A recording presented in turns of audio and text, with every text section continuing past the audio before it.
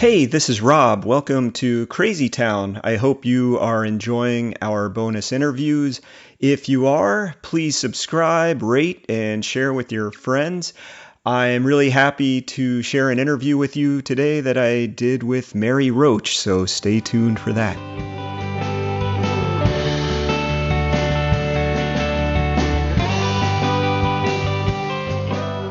Mary Roach is the author of the New York Times bestsellers Stiff, Spook, Bonk, Gulp, Grunt, and Packing for Mars.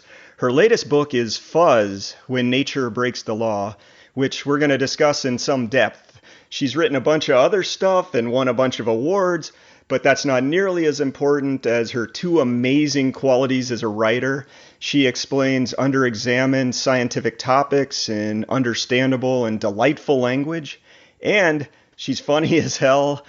Mary and I have not met previously, but I feel like I would love to go traveling on one of her adventures of inquiry and laugh along with her at the things she finds. Mary, welcome to Crazy Town. Thanks, Rob. Well, first things first, we're going to get into your book Fuzz in a little bit, but in the intro, I named your other books like Stiff and Bonk, and I just had to know, why did you break with tradition and use three words instead of one when you titled your book Packing for Mars? Because we just flat out failed to come up with a good one-word title for that book. We tried so hard, we being me, my agent, my editor, anybody I know, people I met on the street. I mean, it was like one word that sums up the physical and psychological weirdness of living in space. Like, what would be that word? And people would be like, orbit, zoom. Right. I'm like, no, it's not a book about rocket science. That's the human side of it. So we just couldn't do it. So Yeah, that's why. yeah. As someone who's tried to title books in the past, I can understand the supreme difficulty and appreciate how hard that is. Yeah, this book, I had it titled Animal Vegetable Criminal, was the Mm. title, a lovely play on animal vegetable mineral, but we changed it pretty far along in the process because Mark Bittman, the New York Times food writer, put out a book called Animal Vegetable Junk, A History of Food, which, anyway, because of that, we switched the title. That's tough. Well, we're going to turn back to writing and some of the process there because I'm always interested in that later in this interview. But let's turn now to Fuzz, When Nature Breaks the Law, which is about conflicts between people and other species. And I want to start with something I've come to see people as masters of unintended consequences. And this is especially true of what we've done in introducing species to habitats where they don't belong. That's a topic that we covered here in Crazy Town in our episode 57 of this season. And we shared some, well, I'm using air quotes now, fun examples of kudzu and starlings, even hippos. And we mentioned the example in New Zealand that you discuss in detail, which was the introduction of a few rabbits, and then the subsequent introduction of stoats, which are weasels, to control the rabbit explosion, and then the decimation of yellow-eyed penguins and kakapos and kias and kiwi and other native birds. So my question is, do you think we humans are meddlers, will always be meddlers, and we're too ecologically ignorant to know what we're doing, or is there some hope for us to stop messing things up so much? I think it's part ignorance, but I think it's also this kind of unfortunate optimism that everything will be just fine. Or I guess there's a little bit of arrogance involved in thinking that you understand that ecosystem well enough to introduce a stranger and that it'll all be okay. I mean, I think, the New Zealand story begins in the 1800s, and that's, you could kind of give them a little bit of a pass for things not having been as well studied, or things, people just in general being a little more naive. But I think there is this sense of, like, I think, of having considered all the possible developments, that might result. But somebody I quote in the book, whose name I'm forgetting now, someone pointed out, it's the unknown unknowns that end up derailing you, that just end, like, oh, well, we never thought about the fact that, oh, this species is nocturnal and this is diurnal, so they're never even going to shake hands. You bring in one to destroy the other. And I'm thinking of mongoose in Hawaii, which were brought in to deal with the rats in the cane fields, which isn't something I covered in the book, but is, just an example of everything seemed okay on paper, and then it's like, dope. Somebody didn't think about that fairly basic fact.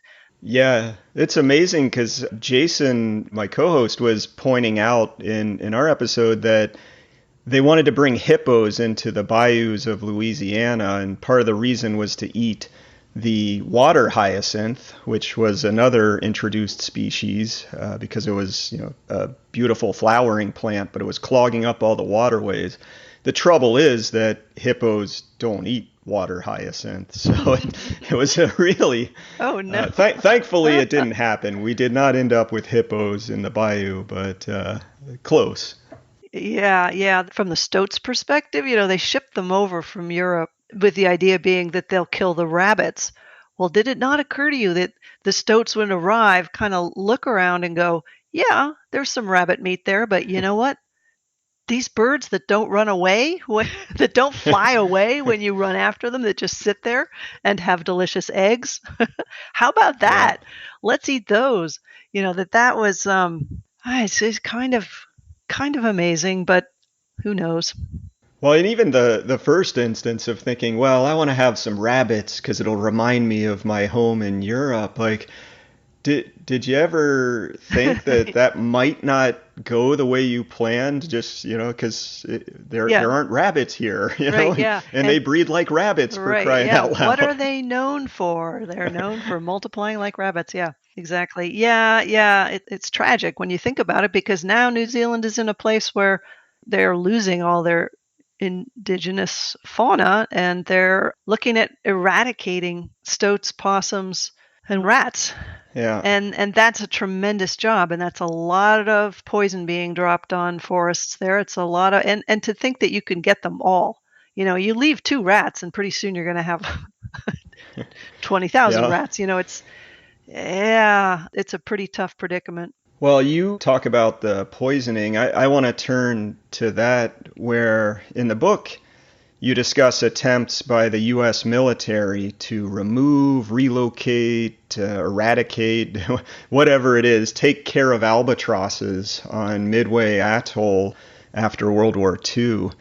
And it kind of reminded me of that saying, if your only tool is a hammer, then everything starts to look like a nail. Well, if your only tool is a bomb, then every bird starts to look like some kind of military target, like a Nazi weapons factory or something like that.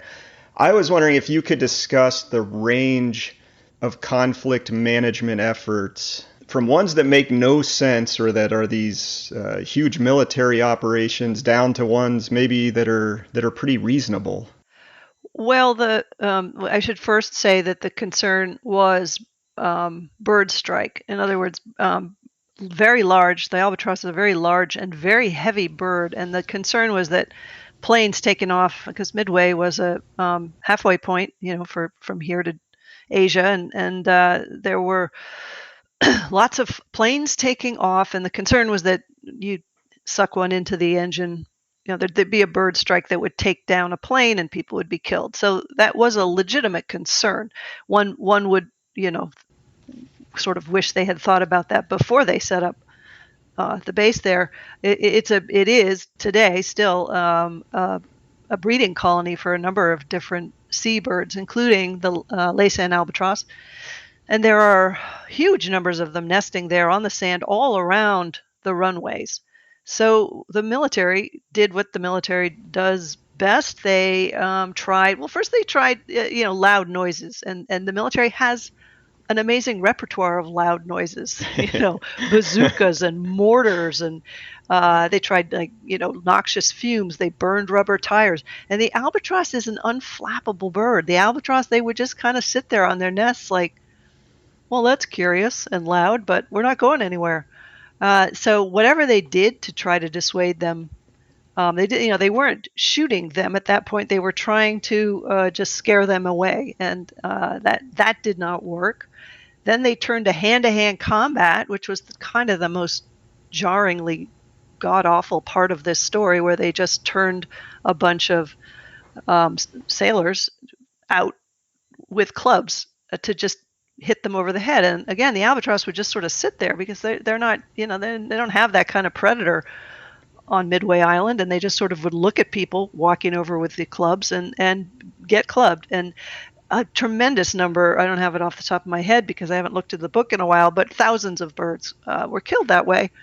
And the thing is, it really, in terms of the number of bird strikes and the overall population the following season, did nothing, did not solve the problem, caused a lot of emotional turmoil for some of the men who'd been told to do that. The folks at Midway eventually turned to some scientists. Hubert and Mabel Frings were brought in, some biologists, and they tried to figure out by doing, I mean, their intentions were good, and the way that they went about it was, let's try to learn about the albatross. Let's try to figure out what might be something that would encourage them to leave. And they tried everything, including moving toward them with large squares of colored cloth, because apparently someone had observed that the women's laundry flapping on the line scared the birds. So the Fringses were like, you could get 10 men a day moving through the colony with large squares of colored cloth. And the powers that be at the officers club were like, get out of here. We're not That's a doing way that. better job than going out clubbing them. Yes, My yes, God. that's true. That's true. They tried basically tripping them. They strung wires up at about a foot high over the nesting area to just annoy the hell out of them. That didn't work. They tried moving the eggs to a neighboring island, but the albatross is very good at figuring out where things are, and also they would just come back. They actually flew them to neighboring islands thousands of miles off, and they would come back. They have a very good homing device in their heads, and they would come right back to the same nesting spot. So basically, everything they tried failed, and in the end, the base was closed, and now it's just the National Wildlife Service has a preserve there, and they're trying to restore the habitat. They also tried to do things like, if we take out this dune, it'll destroy the updraft that they need to get airborne, and it didn't. So I mean, tried really hard. It was years. They spent years on this, and Yeah. they could not get those birds to budge. It's kind of gratifying to know, okay, the U.S. military maybe won World War II, but couldn't beat the albatrosses. I kind of Yes, like that. exactly. Yeah, yeah. They called it the second battle for Midway Island. Well, that's albatrosses being albatrosses. You point out some other animals being themselves, but exhibiting what we would see from the human perspective as pretty damn annoying behavior, like macaques, which is a kind of monkey, knocking over potted plants, bears breaking into houses and helping themselves to the leftovers. You've got gulls swooping in and expertly aiming their droppings to land in people's faces. I mean, you even ask whether gulls are actually dicks at heart. In your experience, though, some of your attention is directed at people as well. So in your experience, I'm wondering who has worse manners, these species or some of the human bureaucrats on the scene who are charged with dealing with them? I don't think animals have manners, and how great is that? They don't have to worry about manners. It's like, I want that. It's food, and I will take it. There it is. It's for me, isn't it? They're so I don't know that they've got manners, but whether they're, it's hard. You're always looking for an evolutionary reason for what they're doing, and sometimes you just don't find it. Like the gulls that you mentioned, the gulls, I covered them because I read about how at the Vatican on Easter Sunday, the Pope does a outdoor mass on St. Peter's Square, and there's a tremendous floral display that it takes the better part of a day to set up on the altar and on the steps below the altar.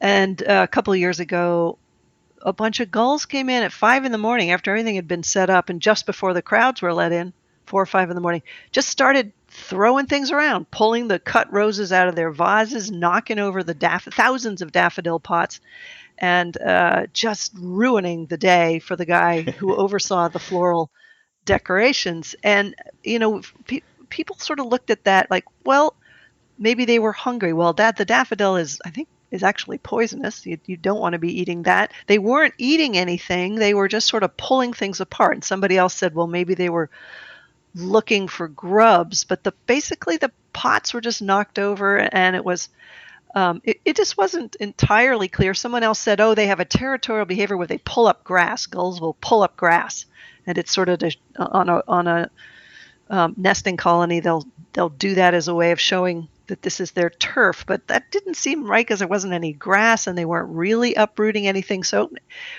one was left to conclude that they're just dicks. They just Right. were like, I don't know, this looks fun. Let's just throw these things around. I guess I'm guessing, really it was sort of, well, this is new. Let's see if we can eat it. It was probably that kind of thing. Although the exuberance with which they upturned the pots and threw the roses about was quite impressive. So yeah, they they are a little dickish. I wonder if they're having a little, okay, Pope and people of the Vatican, you've had your time. We're gonna start taking back over. This is just a little sign to you all to watch your backs. Perhaps it was. It was a warning, a political statement. Yeah, yeah, and the same with the macaques. I spent time with wildlife conflict researchers from the Wildlife Institute of India, and we traveled around for more than a week. And one of the species in question was macaques, and the man who there was a couple. They both worked at the Wildlife Institute of India, and I got them. They were talking about macaques, and he was saying how they have them near where they live in Dehradun, and he said he described a macaque coming up the back stairs, getting in, coming into the kitchen, picking up the induction cooker and throwing it on the floor. And he's like, there was no reason for that animal to do that. He could have taken some food and left, but he didn't. He felt the need to do that because they are happy when they harass you. They are. And his wife is trying to be all scientific. She's like, no, they've probably been rewarded for some kind of behavior. And then no, he's like, no, they live to harass you. Definitely they do. Yeah, I can imagine if you're dealing with that kind of thing often, it's impossible not to see it that way. But I imagine it from the macaque's point of view, how disturbing people are to them. Yeah. Oh, of course, yeah. I mean, the things that people. I mean, there were in New Delhi. They had a slingshot brigade for a while. I mean, it's tough for the wildlife bureaucrats in New Delhi because they're dealing with two difficult things. One, there's the Wildlife Protection Act, which is quite strict when it comes to preventing people from harming or pretty much just messing with wild animals. And also the fact that the monkey is a representation of Hanuman, who's a Hindu deity. So people are they kind of make offerings to the monkey outside the temples, to the live monkeys, as well as the statues inside the temple. So they're encouraging this behavior. The monkeys they lose their fear of people. They get more aggressive. They figure out that if you take someone's cell phone, the person will hand over a treat to get the cell phone back. They basically hold the phone Nice. for ransom. They're very smart. But people contribute to the problem, but they want the problem solved. And there's a lot of pushback if you try to do anything like trap the monkeys. I mean, to try to hire monkey catchers is a very vexing prospect in New Delhi. Nobody wants that job. I'm glad you brought up the reverence that Indian people have for wild animals and for nature. One of the recurring themes in this podcast is that humanity needs something of an attitude adjustment when it comes to nature, sort of rather than trying to dominate or outsmart nature. We need to connect with nature, understand that we're a part of it and maybe not masters of it, adopt some humility.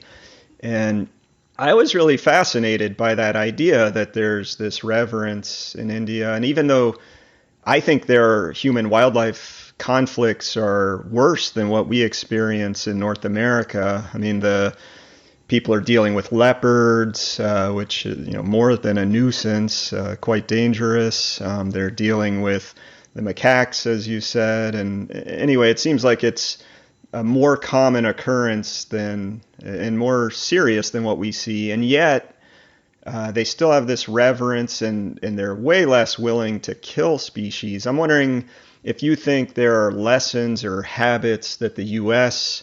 and other countries and cultures could adopt from India.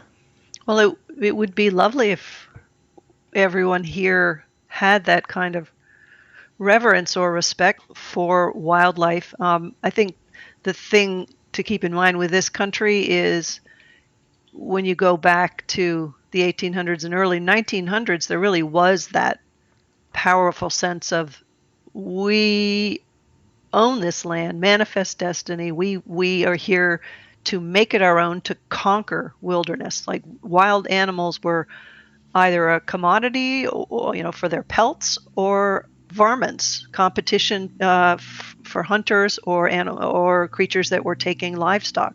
So there was this adversarial relationship and sense that you kill as many as you can, and they had bounties on them: coyotes, bears, wolves, cougars. They were bountied creatures. People could bring in a tail or a pair of ears and get money. I mean, we have actually, although it doesn't always seem that way today, we have actually come a long way from that mindset in the 60s and 70s. The animal rights movement, animal welfare, environmentalism, this sense of the planet as something you don't take for granted and something that you value for its own intrinsic value, not because you're going to sell it or make money off it, but because it's worth protecting. We've made progress, but and because of all those protections and the lifting of bounties, a lot of these species have come roaring back, and that's great. It's a huge success story. But now the populations have hit the point where people are starting to get annoyed again because there's bears in their living room, or there's coyotes running out of the woodlands looking like they're about to attack toddlers, and also because of social media and because of the news cycle and because of doorbell cameras, we have kind of, I think, an inflated sense of these animals' presence. Like cougars were coming in, wandering around the suburbs of Los Angeles all along, but until there were doorbell cameras, nobody knew about it. It happened at 3 a.m, and they're very stealthy. You just didn't know they were there, and now there's this sense of invasion, and we have to fight back. They're taking our pets. There's a fear that's been somewhat fanned by all the media. Yeah, it's one of those primal fears. I mean, I spend a lot of time recreating in the woods, and I go into cougar habitat and bear habitat all the time. And, the statistics are with you. I live in Oregon. Yeah. The state of Oregon has exactly one documented death from a mountain lion attack in the last couple of centuries. Yep. And so your odds are so much better of crashing your car on the way to your hiking trailhead than of even seeing a cougar. So I mean, I have actually had an encounter that I told the story of it. Basically, a mountain lion killed a deer about 10, 20 feet from my tent. Wow. And it was dragging the deer right towards the tent, and wow. managed to scare it off, and found the deer with the broken neck in the morning right there. I thought I was going to go look for, maybe I'll see a trace of blood or something. No, the whole deer's there with claw marks and a broken neck.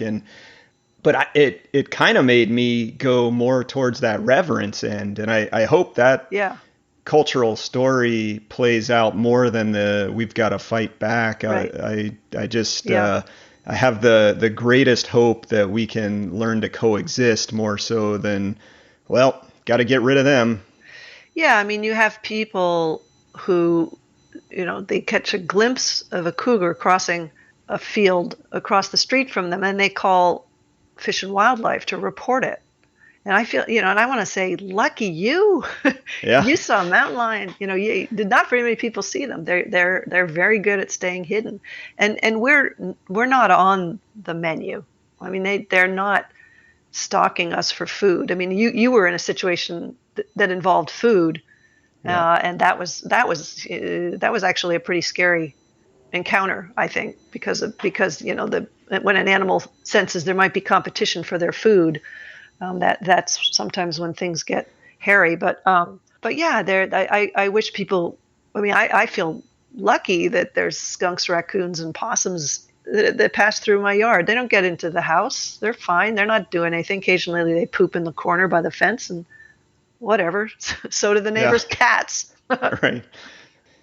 Like I said, I just hope that we all evolve a little bit and realize we're gonna have to coexist. I mean, what kind of world is it without wild creatures around us? I agree. I agree. I hope so too. And I do feel that I mean, there's reasons to be hopeful. The Wildlife Services, which is the wildlife arm of the USDA, which of course historically and to a large extent today is out to protect the interests of agriculture.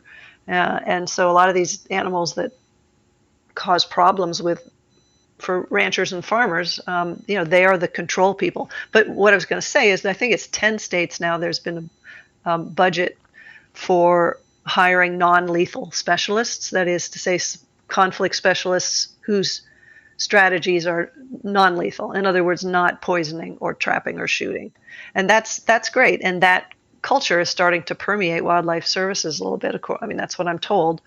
And there are people doing really good work with carnivore coexistence, and that is bringing in both sides, bringing in the ranchers and the hunters, and having them sit down with the animal welfare people and the environmentalists, and getting them not just to talk but to listen and to try to come up with compromise scenarios.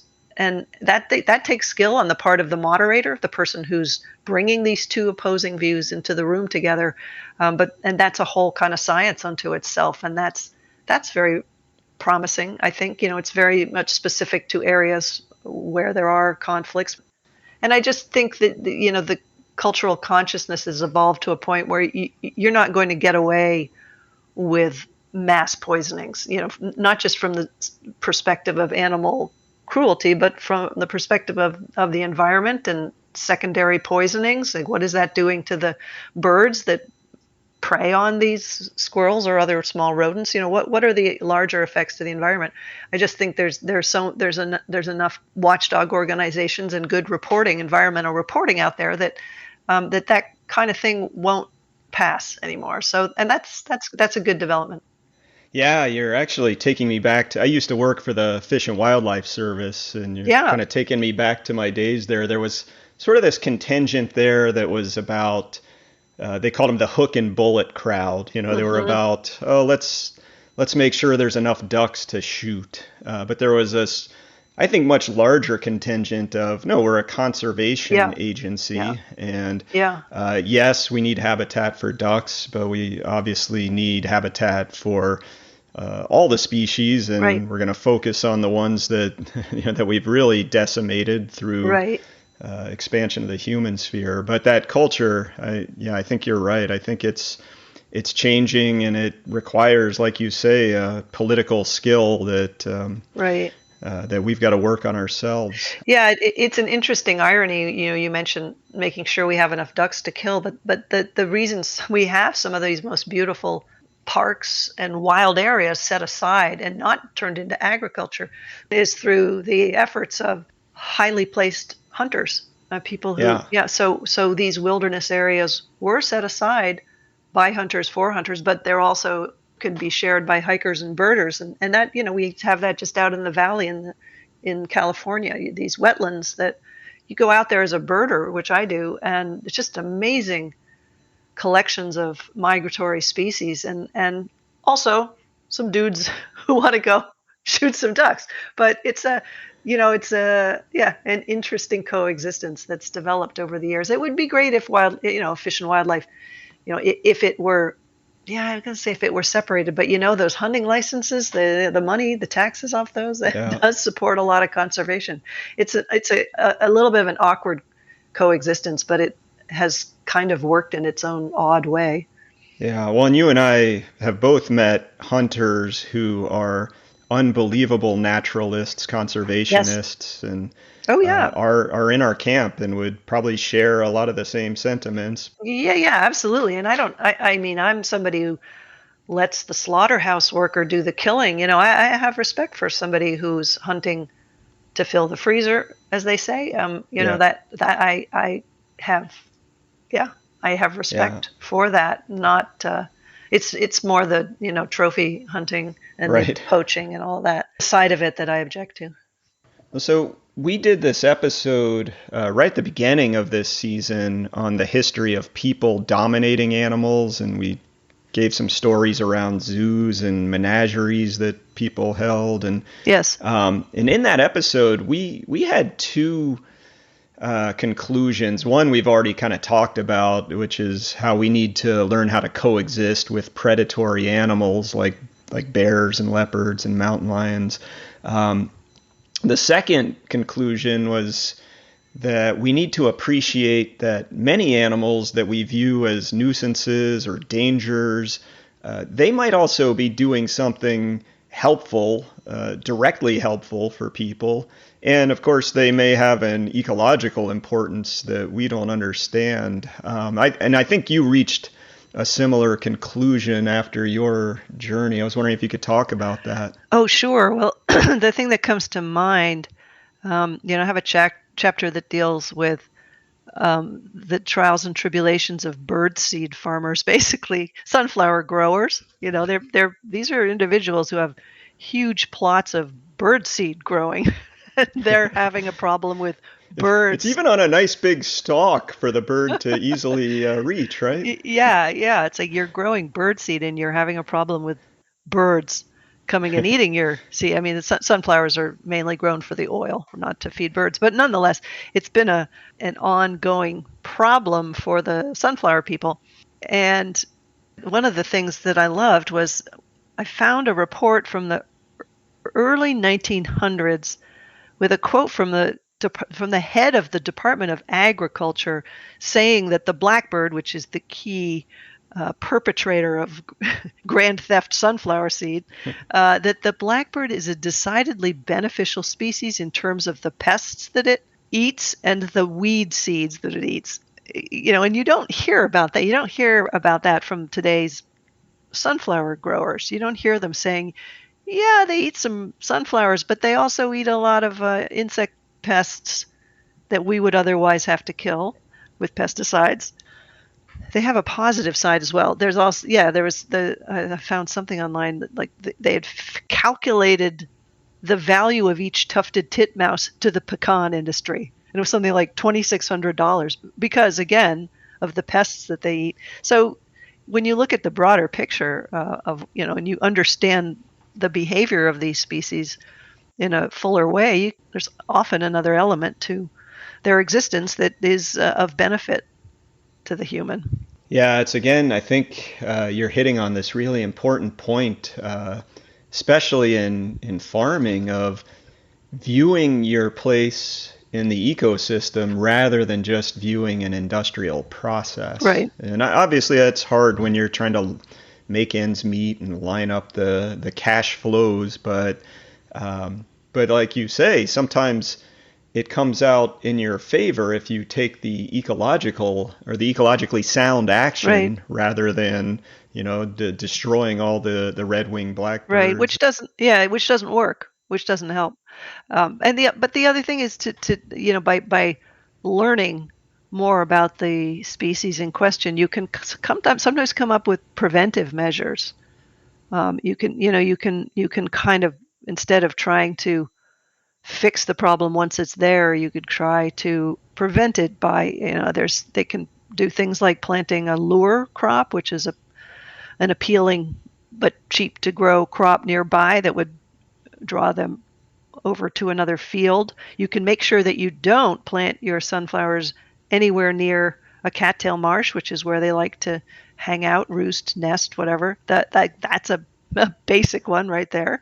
So there's benefit in understanding the Yeah. behavior of these animals, the life cycle, the timing, and sometimes what they're doing is it's just for a few weeks. It's not the whole year. So if you can figure something out just for those few weeks, like a very effective scaring technique that might, scaring animals doesn't work for very long because they figure it out and they kind of call your bluff. But Right. if it's only, if the harvest is only going to take 2 weeks, well, that it'll probably be good for 2 weeks. Just knowledge is power, I guess I would say for all of these scenarios. Yeah, yeah, for sure. I would second that. I love the idea of people being ecologically aware and knowing what's around them, how the habitat and the species behave, and yeah, it's just brilliant. Um, okay, this is going to be a little strange, I think. You can tell I gravitate toward the animal stuff in your book, but you also cover plants. And I did find your discussion on poisonous plants to be fascinating, especially castor beans and the deadly poison ricin. Hmm. So uh, here in this podcast, we're used to discussing and joking about all these existential threats, right? Like runaway global heating or economic meltdowns or civilizational collapse. But you introduced me in Fuzz to a new and fun threat to worry about. You quote this biochemist from Montana State University, Seth Pincus, who's an expert on ricin, and he says you can take a ricin gene and dump it into a highly contagious virus like influenza. And then you go on to explain, well, okay, now you got a bug that can infect millions of people, but also kill millions of people. So where do you rank mass ricin poisoning in the pantheon of threats to humanity?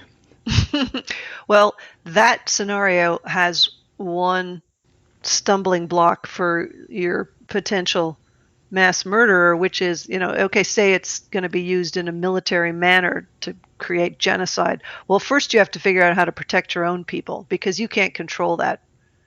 If it's a highly contagious virus, it's going to get out in your own population and maybe your own family. So you'd need an antidote or a vaccine or something. You know what I mean? Yeah. It wouldn't be that. I mean, maybe it'd be simple to drop that portion of the ricin's genome into this virus, but it wouldn't be.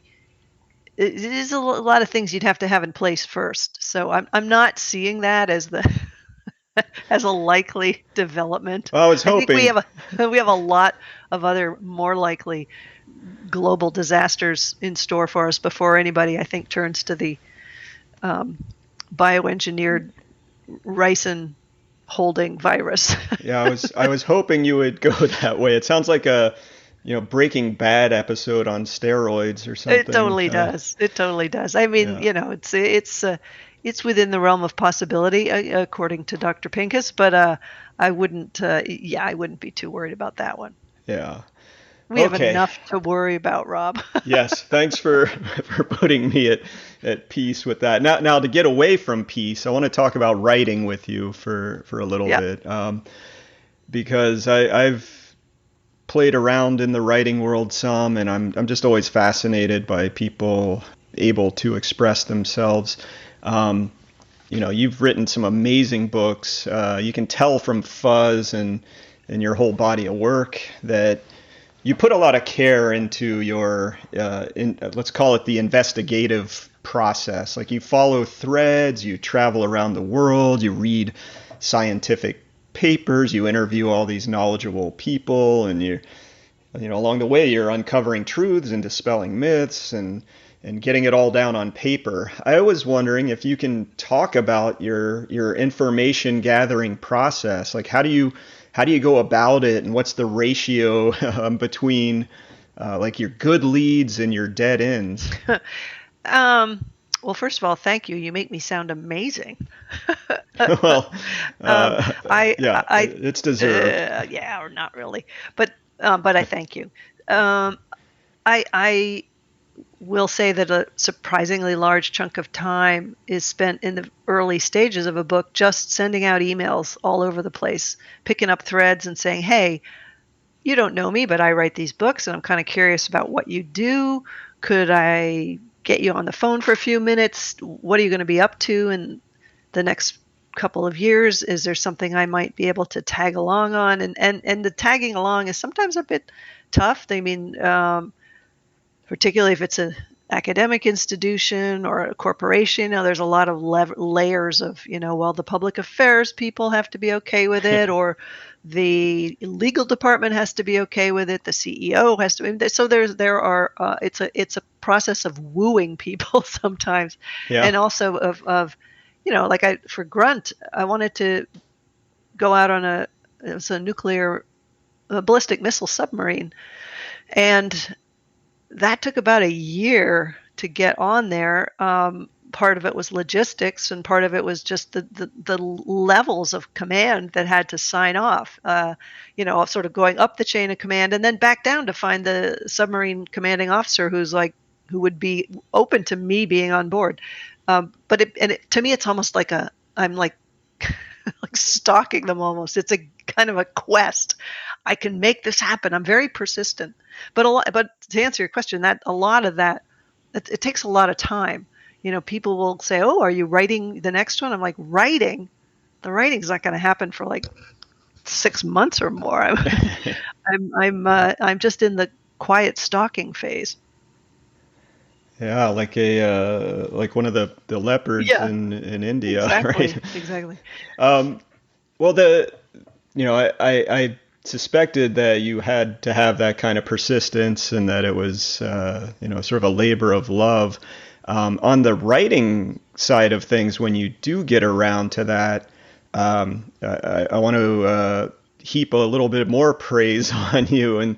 I think it's hard enough to write good explanatory text. I mean, just look at your average set of instructions for a bookshelf or something like that to Yeah. assemble it, right? But you have really amazing skill at that.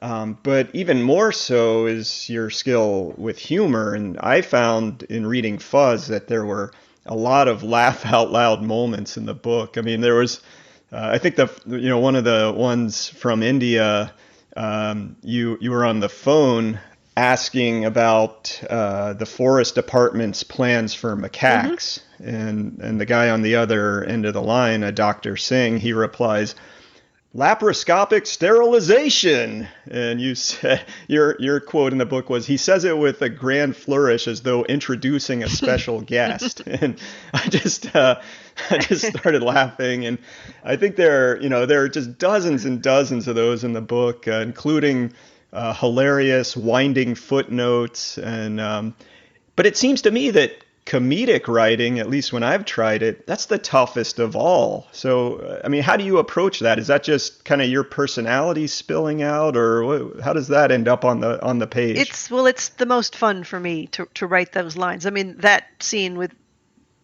Ishwar Singh on the telephone was frustrating because he hung up directly after he said laparoscopic sterilization.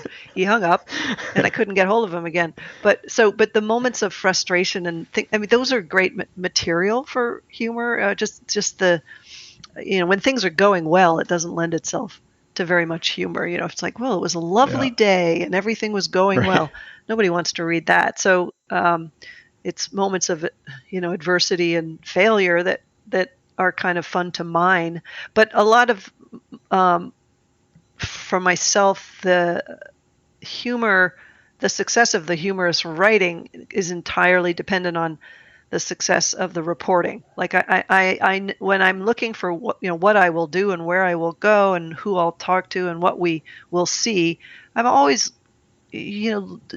looking for things that are going to be not necessarily funny in the traditional sense, but unexpected, or that will create awkward moments for me as an outsider, because I Yeah. am always an outsider within these books. So I'm looking to put myself in situations that will hopefully have some moments that are amusing or surreal or goofy. Yeah, so a lot of it has to do with the persistence in the early stages of the book of getting access to those places that might generate some fun material. So it's very much dependent on the reporting as much as it is on the writing, which is kind of counterintuitive. I love that. I mean, you're talking about getting access to the places and the people, and then you make it accessible to all of us. And you're right. Like it's a I guess a combination of the two things, and it's just so incredibly well done. In fact, I knew about you long before you wrote Fuzz, and I have your other books, in mind, and having read Fuzz because it was so related to what we've talked about this season. I'm really looking forward to picking up your other books and continuing to learn and laugh. So Oh, well, I really thanks. appreciate Thank that. you so much. They're all being re-released in October with a new cover redesign, so you can get the spiffed up new releases. Nice. Yeah, maybe I can get the box set. Yeah, my agent's been trying to get a box set going for years. We haven't been able to. Someday I will have a box Yeah. set and an action figure, maybe. That'd be great. Yeah, that would be cool. The Mary Roach action figure. I like that. Is it too much to Uh, ask? I don't think so. no, not at all. Okay, well, so Mary Roach is the author of Fuzz, When Nature Breaks the Law. Thanks so much, Mary, for coming on and sharing your knowledge and your sense of humor. I'm really glad to have this chance to talk with you, and I really can't wait to see where your wandering spirit takes you next. Oh, thank you so much, Rob. It was just a really enjoyable conversation, and thanks for the work that you do and getting people to think about these bigger topics and our role on this fragile planet. I appreciate it.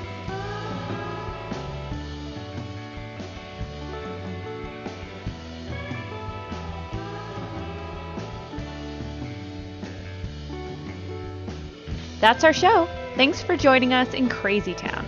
This is a program of Post Carbon Institute. Get more info at postcarbon.org.